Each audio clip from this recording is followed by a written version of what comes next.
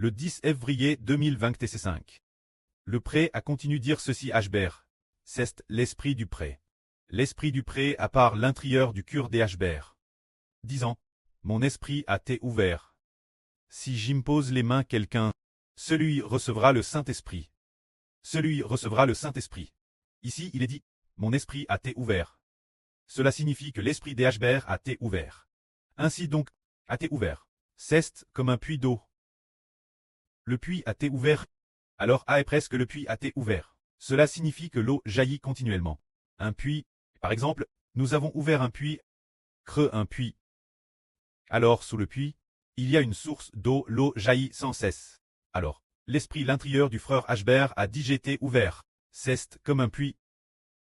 Et l'eau l'intérieur du puits. La source l'intérieur du puits, c'est l'esprit de Dieu et du Seigneur.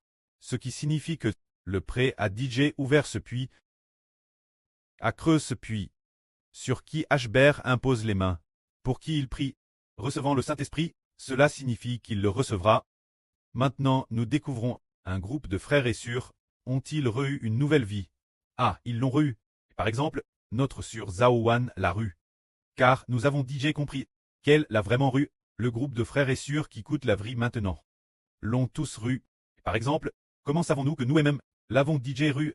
Par exemple, si nous n'avions pas reçu cette vie, nous ne pourrions pas être utilisés par Dieu pour accomplir l'œuvre sainte. Maintenant que nous accomplissons déjà l'œuvre sainte, et que nous avons toujours de la force dans le travail, pouvant toujours accomplir de grandes œuvres. Par exemple, nous construisons le temple. Comment se fait-il qu'il soit DJ achève? Ou encore, par exemple, maintenant nous faisons l'œuvre de l'Évangile. L'origine, nous ne savions pas traduire. Nous ne connaissions madame pas les lettres. Comment avons-nous pu y arriver? C'est qu'en fait, la vie en nous a été ouverte. Alors le pré nous utilise pour accomplir l'œuvre sainte. Ah, les frères et sœurs ont tous été baptisés, et ont déjà une vie nouvelle. Et ce qu'ils coûtent chaque jour vient du Saint-Esprit.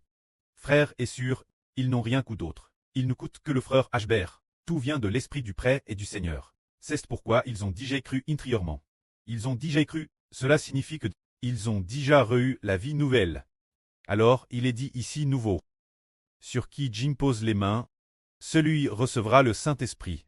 Et cela ne sera plus jamais ferme. Et cela ne sera plus jamais ferme. Se dire que sur qui le frère Hbert impose les mains, celui recevra le Saint-Esprit.